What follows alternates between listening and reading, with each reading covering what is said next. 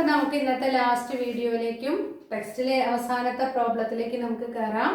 മൂന്നാമത്തെ പ്രോബ്ലം ഒരു above average question ആണ്, പക്ഷേ വളരെ എളുപ്പമാണ്. ചോദ്യം മനസ്സിലാക്കി എടുക്കാനുള്ള ബുദ്ധിമുട്ടേ ഉള്ളൂ, ചെയ്യാൻ വളരെ എളുപ്പമാണ്.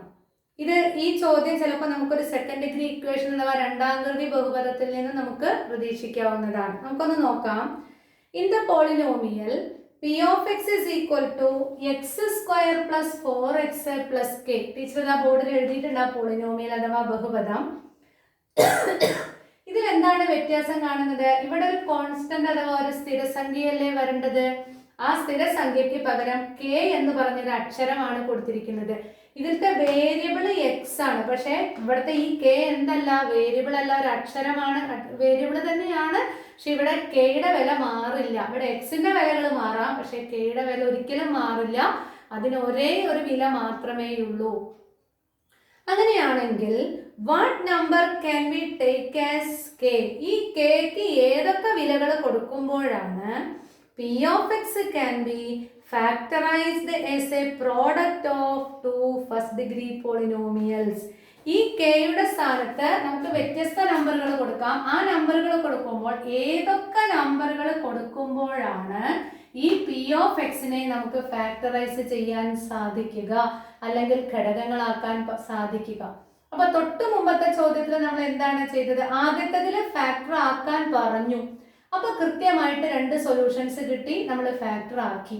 രണ്ടാമത്തെ ചോദ്യത്തിൽ എന്ത് പറഞ്ഞു? ഫാക്ടർ ഇല്ല എന്ന് പ്രൂവ് ചെയ്യാൻ പറഞ്ഞു. അപ്പൊ നമ്മൾ എന്താ ചെയ്തത്?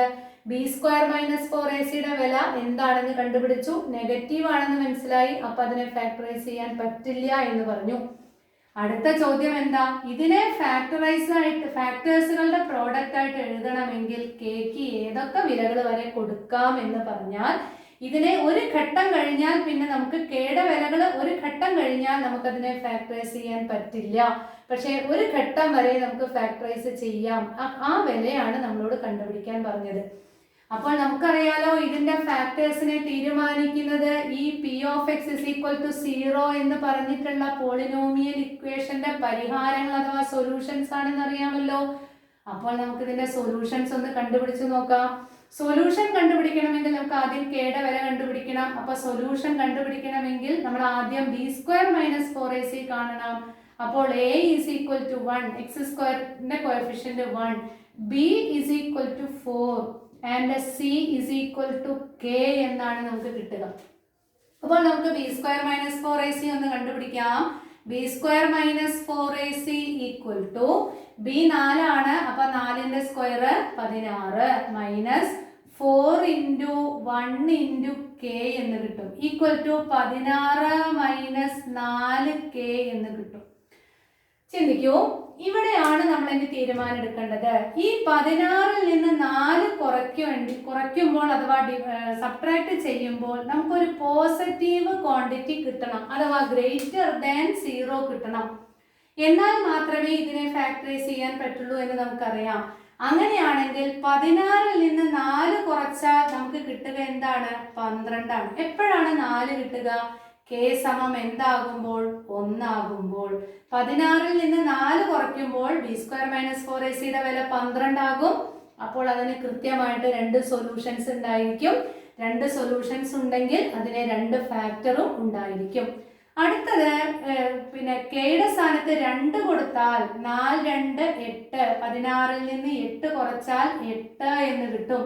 അപ്പോഴും എന്താണ്? പോസിറ്റീവ് ക്വാണ്ടിറ്റി ആണ്. അതിന് കൃത്യമായ പരിഹാരമുണ്ട്, അതിന് ഫാക്ടേഴ്സും ഉണ്ടായിരിക്കും. അടുത്തത് k ഈസ് ഈക്വൽ ടു 3 എന്ന് കൊടുത്താൽ 16 മൈനസ് 12 എന്ന് കിട്ടും. 4 3 12, അപ്പൊ നമുക്ക് കിട്ടുന്നത് 4 ആണ്. ബി സ്ക്വയർ മൈനസ് 4ac വില 4 കൊടുക്കുമ്പോഴും ബി സ്ക്വയർ മൈനസ് 4ac വില 4 ആകുമ്പോഴും നമുക്കതിന് എന്ത് കിട്ടും? കൃത്യമായ സൊല്യൂഷൻസ് കിട്ടും. അതേസമയം അടുത്ത വിലയായിട്ടുള്ള 5 കൊടുത്താലോ? ഒന്ന് ശ്രദ്ധിച്ചു നോക്കി നോക്കൂ. 16 ഇൻറ്റു 3 കഴിഞ്ഞാൽ അടുത്തത് എന്താണ്? കെയുടെ വില 1 കൊടുത്തു, 2 കൊടുത്തു, 3 കൊടുത്തു. അടുത്തത് കെയുടെ വില 4 കൊടുക്കുമ്പോൾ എന്ത് സംഭവിക്കുന്നു? പറയൂ. 16 മൈനസ് 4 ഇൻറ്റു 4 സമം 16 മൈനസ് 16 സമം 0 എന്ന് കിട്ടുന്നു. B square minus 4ac equal to 0 എന്ന് പറഞ്ഞു കഴിഞ്ഞാൽ minus B plus or minus root of B square minus 4ac 0 ആയിട്ട് മാറും ബൈ 2a എന്ന് പറയുമ്പോൾ ഇതിന് ഒരു വാല്യൂ മാത്രമേ ഉണ്ടായിരിക്കുകയുള്ളൂ, ഒരു സൊല്യൂഷൻ മാത്രമേ ഉണ്ടായിരിക്കുകയുള്ളൂ. ഒരു സൊല്യൂഷൻ ഉണ്ട് എന്ന് പറഞ്ഞു കഴിഞ്ഞാൽ അഥവാ സൊല്യൂഷൻസ് രണ്ടും ഈക്വൽ ആയിട്ടാണ് വരിക. ഒരു സൊല്യൂഷൻ അല്ല ഒരു സെക്കൻഡ് ഡിഗ്രിക്ക് ഉണ്ടാവുക, ആ സൊല്യൂഷൻസ് രണ്ടും ഈക്വൽ ആയിരിക്കും. അങ്ങനെ ഈക്വൽ ആകുമ്പോൾ രണ്ട് ഫാക്ടേഴ്സും ഒരേ ഫാക്ടറുകളായിരിക്കും. ശരിയല്ലേ? അപ്പൊ നോക്കി നോക്കൂ, എക്സിന് 2 വില കിട്ടി. X is equal to 2, X is equal to 2 എന്ന് പറഞ്ഞാൽ എന്താ അർത്ഥം?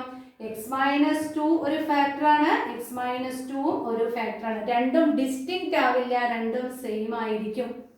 ഇനി അപ്പൊ k ഈക്വൽ ടു 4 പറ്റില്ല എന്ന് മനസ്സിലായി. അടുത്തത് കെയുടെ വില 5 കൊടുത്താലോ, k സമം 5 ആയാലോ? 16 മൈനസ് 4 ഇൻറ്റു 5, 16 മൈനസ് 20 സമം -4 ലെസ് ദാൻ 0. അപ്പൊ ഇവിടുന്ന് അങ്ങോട്ട് നോക്കുകയേ വേണ്ട. അപ്പോൾ നമുക്ക് ഏത് വരെ കൊടുത്താലാണ് രണ്ട് ഡിസ്റ്റിങ്ക്റ്റ് സൊല്യൂഷൻസ് കിട്ടുക? k is equal to 1 കൊടുക്കാം, k is equal to 2 കൊടുക്കാം, k is equal to 3 വരെ കൊടുക്കാം. 4 കൊടുത്താൽ നമുക്ക് ഫാക്ടേഴ്സ് കിട്ടും, പക്ഷെ രണ്ട് ഫാക്ടേഴ്സും സെയിം ആയിരിക്കും. അഥവാ a minus B the whole സ്ക്വയറോ a plus B the whole സ്ക്വയറോ രൂപത്തിലായിരിക്കും ഫാക്ടേഴ്സ് വരിക. അതുകൊണ്ട് 4നെ നമ്മൾ എടുക്കേണ്ട കാര്യമില്ല. കെക്ക് ഏതൊക്കെ വില കൊടുത്താൽ മതി? 1 2 3. അതായത് ഈ പ്രോബ്ലത്തില് ഇവിടെ 1 വന്നാൽ X square plus 4x plus 1 എന്ന ബഹുപദത്തിനെ നമുക്ക് ഫാക്ടറൈസ് ചെയ്യാൻ സാധിക്കും. അപ്പൊ ഇതിൽ കെക്ക് ഒരൊറ്റ വിലയേ ഉള്ളൂ, ഏതാണ്? 1 മാറില്ല. പക്ഷെ അതേസമയം ഇവിടുത്തെ എക്സ് മാറി വരും. അതേസമയം അടുത്ത പോലെ അപ്പൊ ഒരു ബഹുപദം അതായിട്ട് കിട്ടും. അടുത്ത ബഹുപദം എന്ന് പറയുന്നത് X square plus 4x plus 2, അതിനെയും നമുക്ക് ഫാക്ടറൈസ് ചെയ്യാം. X square plus 4x plus 3 വന്നാലും നമുക്ക് ഫാക്ടറൈസ് ചെയ്യാം.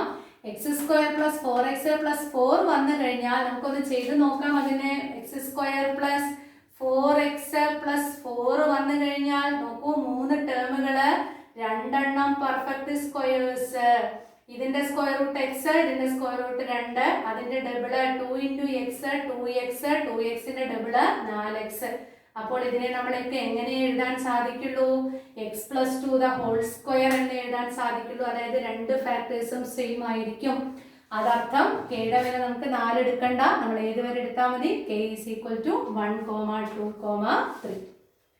അപ്പൊ നമ്മളിപ്പോ എന്തൊക്കെ പഠിച്ചു ബഹുപദത്തില്? ഇടയ്ക്കിടയ്ക്ക് ഇതിങ്ങനെ ആലോചിച്ച് നോക്കണം. ഓരോ ഘട്ടം കഴിയുമ്പോഴും നമ്മളിത് ആലോചിക്കണം, ഇല്ലെങ്കിൽ നമ്മൾ മറന്നു പോകും. പി ഓഫ് എക്സിന്റെ ഒരു ഫാക്ടർ ആണ് എക്സ് മൈനസ് 1 എങ്കിൽ P of 1 is equal to 0 ആയിരിക്കും, എക്സ് ഇസ് ഈക്വൽ ടു 1 ആയിരിക്കും. അഥവാ അതിന്റെ ഒരു പരിഹാരം എക്സ് 1 ആയിരിക്കും. ഇനി പി ഓഫ് എക്സിന്റെ മറ്റൊരു ഫാക്ടർ ആണ് എക്സ് പ്ലസ് 1 എങ്കിൽ പി ഓഫ് മൈനസ് 1 ആയിരിക്കും 0 ആവുക. അപ്പോൾ എക്സിന്റെ വില എന്തായിരിക്കും? -1 ആയിരിക്കും. ഇതാണ് കഴിഞ്ഞ ദിവസം പഠിച്ചത്. ഇന്ന് നമ്മൾ നേരെ തിരിച്ചു പഠിച്ചു.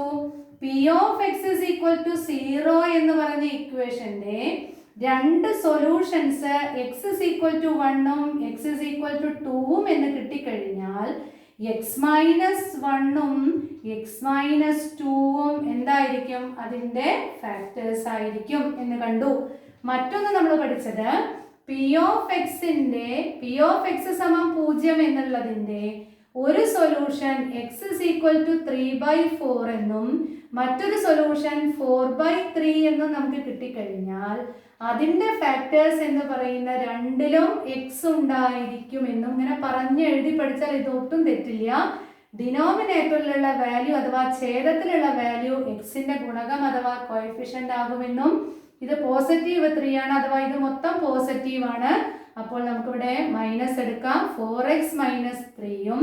ഇനി ഇത് ഇവിടെ -4/3 ആണെങ്കിലോ എക്സിന്റെ വില അങ്ങനെ വരുമ്പോൾ എന്ത് കിട്ടും? ഈ 3 എക്സിന്റെ അടുത്തേക്ക് പോകും, -4 എന്നുള്ളത് +4 ആകും. അപ്പോൾ ഏതൊക്കെയായിരിക്കും ഫാക്ടേഴ്സ്? 4x മൈനസ് 3ഉം 3x പ്ലസ് 4ഉം ആയിരിക്കും ഫാക്ടേഴ്സ്. പിന്നെ നമ്മൾ പഠിച്ചത് ഫാക്ടറൈസ് ചെയ്യാൻ പറ്റില്ല എന്ന് പ്രൂവ് ചെയ്യണം. ഇപ്പോൾ എങ്ങനെയാ ഫാക്ടറൈസ് ചെയ്യാൻ പറ്റില്ല എന്ന് പ്രൂവ് ചെയ്യുക? ആ ഇതിനെ എന്താ പറയാ, സെക്കൻഡ് ഡിഗ്രി ഇക്വേഷൻ അഥവാ രണ്ടാകൃതി ബഹുപദ സമവാക്യത്തിന് പരിഹാരങ്ങളില്ല അഥവാ സൊല്യൂഷൻസ് ഇല്ല എന്ന് പ്രൂവ് ചെയ്താൽ നമുക്ക് ആ കാര്യം ഓക്കെ ആയി. പഠിക്കാൻ വളരെ എളുപ്പമാണ്, പക്ഷേ ഇത് പെട്ടെന്ന് പെട്ടെന്ന് നമ്മളോട് മറന്നു പോകാനാണ് സാധ്യത. അതുകൊണ്ട് ഒരു പ്രോബ്ലം ചെയ്യുമ്പോൾ അതിൻ്റെ കാര്യം മനസ്സിലാക്കി 2-3 പ്രാവശ്യം നമ്മളൊന്ന് ഓർത്ത് വെച്ചാൽ നമുക്കിത് കിട്ടും. ഇതേപോലെ ഒരു എക്സാമ്പിൾ ആലോചിച്ചാൽ നിങ്ങൾക്കിത് ചെയ്യാൻ കിട്ടുന്നതേ ഉള്ളൂ. ഓക്കെ, അതോടുകൂടി ഈ ബഹുപദത്തിൻ്റെ അവസാനത്തെ ഭാഗം കഴിഞ്ഞു.